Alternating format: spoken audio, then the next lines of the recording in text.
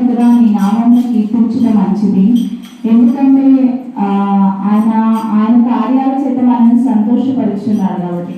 ఈరోజు చర్చిలో చూసినట్లయితే స్ట్రెంత్ చాలా తక్కువగా ఉంది. సండే కూడా పనులకు వెళ్తున్నారు అనమాట. అందరూ తక్కువగా ఉన్నట్లు అనిపిస్తుంది. దేవుడు 6 దినాలు మనల్ని కష్టపడమన్నాడు. 7వ దినం విశ్రాంతి తీసుకోమన్నాడు. ఆయన సన్నిధికి వచ్చి ఆయన్ని ఆరాధించాలి అని అన్నారు.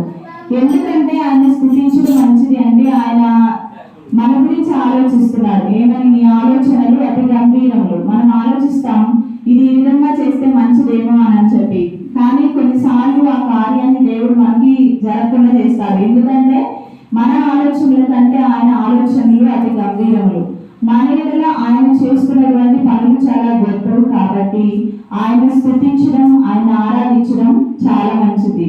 సో దావీదు భక్తుడు అంటారు, నీ సన్నిధిలో ఒక దినం గడుపుట 1000 దినముల కంటే శ్రేష్టము. ఎందుకంటే మన కుటుంబంలో కానీ ఇంకా మన ఇరుగు పొరుగు వారి దగ్గర కానీ లేని శాంతి, సమాధానం, నెమ్మది, చాలా ఓర్పు, సహనం అన్ని మనకి సన్నిధిలోకి వచ్చినప్పుడు వస్తాయి. కాబట్టి ఆయన స్తుతించడానికి మనం ఆదివారం అనేది చాలా వేగపడుతూ ఉండాలి. కానీ కొంతమంది మిస్ అవుతున్నారు. ఈ విధంగా మిస్ చేసుకోకుండా దేవుణ్ణి మనం ఆరాధించే వారిగా ఉండాలి. కనీసం ఆదివారం అయినా. ఇక్కడ చూసినట్లయితే 12వ వచనంలో నీతిమంతులు ఖర్జూర వృక్షం వలె మోగెదురు, లెబనోను మీది దేవదారు వృక్షం వలె వారు ఎదుగురు. సో నీతిమంతులు అంటే ఎవరండి? ఇక్కడ ఎంతమంది నీతిమంతులు ఉన్నారు? చేతులెత్తండి. మీరు ఎవరు నీతిమంతులు కాదా? అంటే మీరెవ్వరు యేసు రక్తాన్ని మీరు నమ్మట్లేదా? చూడండి, రోమపత్రిక 3వ అధ్యాయం 23వ వచనం ఒకసారి చదవండి. ఎందుకంటే ఇక్కడ ఎవరు నీతిమంతులు లేదని ఎవరు చేతులెత్తలేదు కాబట్టి ఒక వచనం నేను చూపించాలనుకుంటున్నాను. రోమిలకు రాసినటువంటి పత్రిక 3వ అధ్యాయం 23 కానీ 24 అని చదవండి.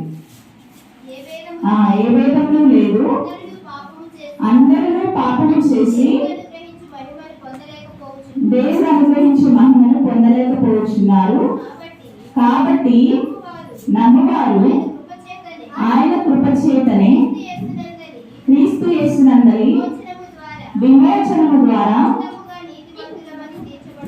ఉచితముగా నీతిమంతులమని. అంటే ఇక్కడ ఎవరు చేతులంటే మీరందరూ ఆయన మనల్ని విమోచించాలని నమ్మలేదు, ఆయన రక్తం ద్వారా మనం పరిశుద్ధులయ్యామని ఎవరు నమ్మలేదన్నమాట.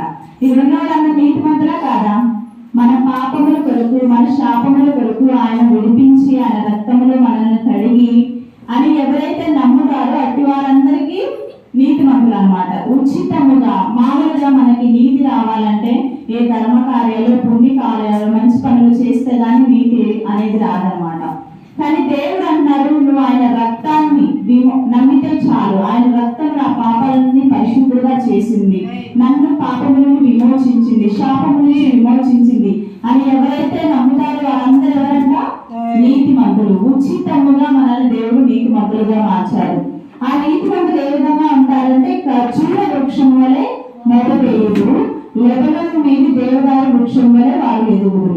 ఖర్జూర వృక్షం అంటే మీకు తెలుసండి, పామ్ ట్రీస్ అంటారు. ఆ ఖర్జూర వృక్షాలు చూసినట్లయితే ఇప్పుడు చెప్పారు బాబాయ్, మనము ఒక పంట పండించాలి అంటే దాన్ని ఫస్ట్ సేద్యపరచాలి. ఫస్ట్ దున్నిస్తారు నాగలు పెట్టి, తర్వాత నీరు పోసి విత్తనాలు నాటుతారు. మళ్ళా పెట్టే ముందు కూడా నీరు పెట్టాము అని చెప్పి అవసరం లేదు అని చెప్పడానికి పెట్టారు అని చూస్తున్నాం. కానీ ఖర్జూర వృక్షాలు అయితే ఎట్టి పరిస్థితుల్లో అవి ఎదుగుతాయో తెలుసా? నువ్వు ఒక విత్తనం వేసి వదిలేస్తే చాలు, వాటికి నీరు కూడా పొడక్కర్లేదు. ఎంత ఎండ ఉన్న అరణ్య ప్రదేశంలో కూడా ఎదిగే శక్తి ఒక ఖర్జూర వృక్షానికి ఉందన్నమాట. ఇసుకలో, ఎడారిలో, ఒక్క చుక్క నీరు లేని చోట దాన్ని మనం ఏం సేద్యపరచక్కర్లేదు, దానికి ఎటువంటి నీరు అవసరం లేదు. అటువంటి సిచ్యువేషన్స్ లో కూడా ఖర్జూర వృక్షం ఏం చేస్తారంటే బహుగా ఫలించి చాలా మనకి ఖర్జూర కాయలు అనేది ఇస్తూ ఉంటది.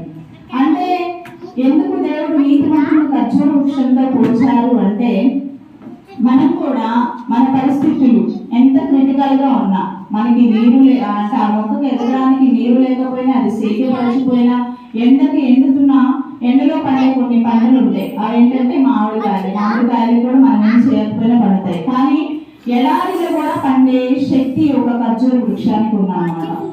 సో అటువంటి క్రిటికల్ సిచ్యువేషన్ లో కూడా నీతిమంతులు ఏం చేస్తారంటే ఖర్జూర వృక్షం వల్ల ఎప్పుడు చిగురుస్తానే ఉంటారన్నమాట. సో లెబనోన్ మీద దేవదారు వృక్షం వల్లే మళ్ళీ ఉంటారని చెప్తున్నారు. లెబనోన్ మీద దేవదారు వృక్షం కూడా దాన్ని కూడా సేద్యపరచాల్సిన అవసరం లేదు. ఒక రాళ్ళు రెప్పలు కొండల మీద ఎదిగే మొక్కగా ఉంది. సో నీతిమంతులుగా ఉన్న మనల్ని దేవుడు ఏమంటున్నాడంటే, మనం చూస్తాము గాడి మీద దేవుడిని ఊరేగిస్తున్నప్పుడు కూడా వారందరూ ఖర్జూర మట్టలని పరుస్తారు. ఆ మట్టల మీద దేవుడు నడుస్తూ వాళ్ళందరి ద్వారా వచ్చేటువంటి స్తుతి ఆరాధన ద్వారా మహిమ తెచ్చుకునే వారుగా ఉన్నారు. ఎందుకు ఆయనకు పరిచారు అంటే, ఆ ఖర్జూర వృక్షము అది ఎంత క్రిటికల్ సిచ్యువేషన్ లో దానికి ఒక నీరు లేదు, సేద్యం లేదు, భూమి సారంగా లేదు, ఏమీ లేకపోయినప్పటికీ అటువంటి క్రిటికల్ సిచ్యువేషన్ లో నుండి కూడా వచ్చి చాలా ఫలవంతంగా ఉండి ఫలవంతమైన ఫలాలు మనకు అందించేదిగా ఉంది. సో లెబనోన్ కూడా ఒక గచ్చ పొదల మీద కొండల మీద రాళ్ళు రప్పల మీద ఎదిగి దానికి కూడా ఎటువంటి సేద్యం అవసరం లేకపోయినా ఎదిగే మొక్కగా ఉంది. సో మనం కూడా మన రియల్ సిచ్యువేషన్స్ లో ఇలాంటి మనకి సపోర్ట్ చేసే, మనకి ఎదగడానికి ఒక నీరు కానీ ఒక సేద్యం కానీ సంరక్షకుడు కానీ ఎవరు లేకపోయినటువంటి తలుపుకొని నిలబడే శక్తి దేవుడు నీతిమంతులుగా ఇచ్చారు. ఇక్కడున్న మనమందరం నీతిమంతులు. సో మనం కూడా దేవుడు మన ఖర్జూర వృక్షం యొక్క ఆయుష్ కూడా చాలా 100 సంవత్సరాల పైగా ఉంటుంది.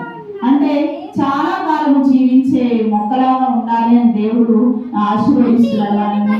ఆ విధంగా ఫలభరితమైన అటువంటి క్రిటికల్ సిచ్యువేషన్స్ కూడా దాటుకొని మనం ఫలభరితంగా జీవించాలి అని చెప్పి దేవుడు ఉద్దేశిస్తున్నాడు.